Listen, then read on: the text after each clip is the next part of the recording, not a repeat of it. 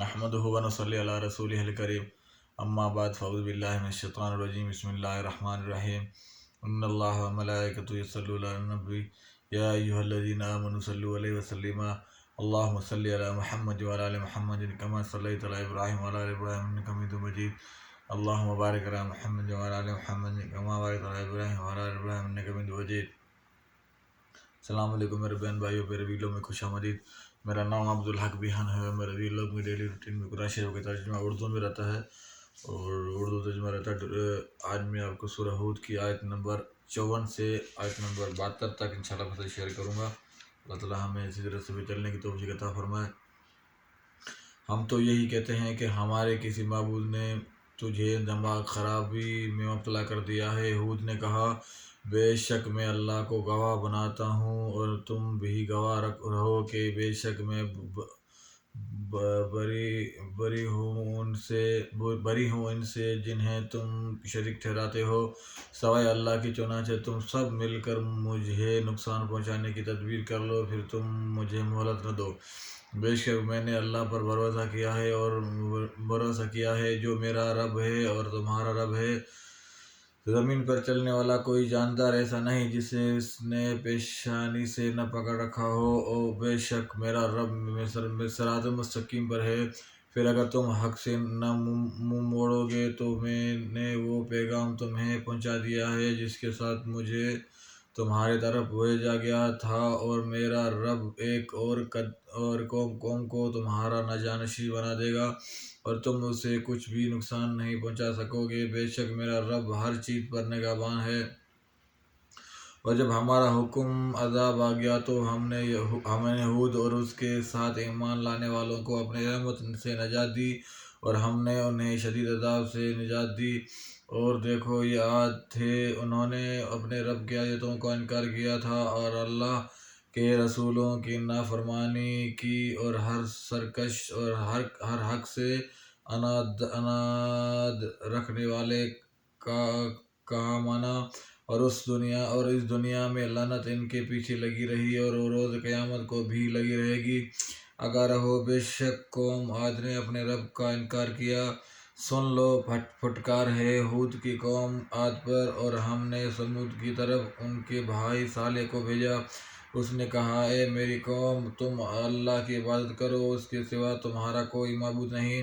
اس نے تمہیں زمین سے پیدا کیا اور اس نے تمہیں اس میں آباد کیا، چنانچہ تم اس سے بخشش مانگو، پھر اسی کی طرف توبہ کرو۔ بے شک میرا رب بہت قریب ہے، دعائیں قبول کرنے والا ہے۔ انہوں نے کہا، اے صالح، تحقیق تو اس سے پہلے ہم میں امیدوں کا مرکز تھا، کیا تو؟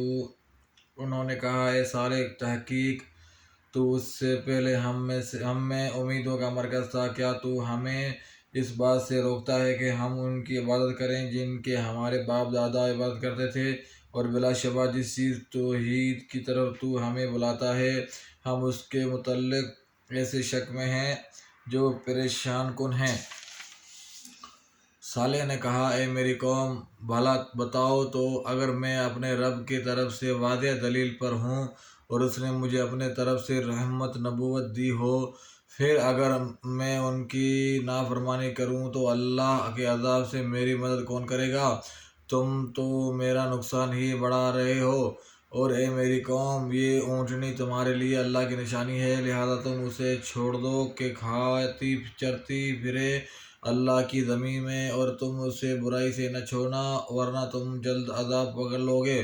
پھر انہوں نے اس کی ٹانگیں کاٹ ڈالیں تو صالح نے کہا، تم اپنے گھروں میں 3 دن کا فائدہ اٹھا لو، یہ ایسا وعدہ ہے جو جھوٹا نہیں ہوگا۔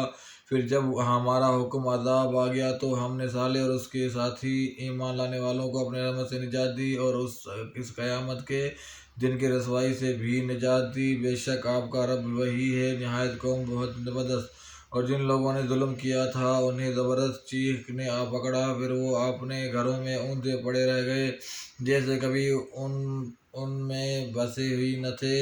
آگاہ رہو، بے شک سمود قوم نے اپنے رب کا انکار کیا۔ سن لو، پھٹکار لعنت ہے سمود پر۔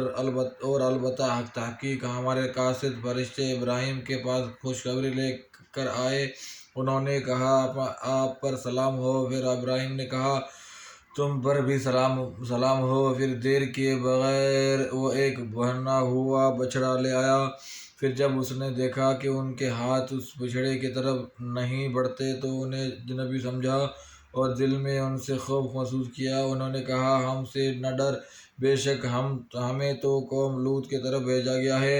اور ابراہیم کی بیوی قریب کھڑی تھی تو وہ ہنس پڑی۔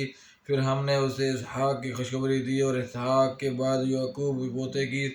وہ بولی ہائے ہائے، کیا اب میں بچہ جنوں گی، حالانکہ میں بوڑھیا ہوں اور یہ میرا شوہر بھی بوڑھا ہے۔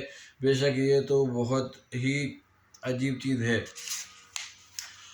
صدق اللہ العظیم۔ اللہ تعالیٰ ہمیں اسی درس پہ چلنے کی توفیق عطا فرمائے اور ہمیں اللہ تعالیٰ ہمارے گناہ معاف فرمائے اور زیادہ اللہ تعالیٰ ہمیں زیادہ سے زیادہ نیک عمل کرنے کی توفیق عطا فرمائے، زیادہ سے زیادہ درود شریف پڑھنے کی توفیق عطا فرمائے، کیونکہ حضور صلی اللہ علیہ وسلم کی محبت ہی اللہ قریب ہمیں لے جا سکتی ہے۔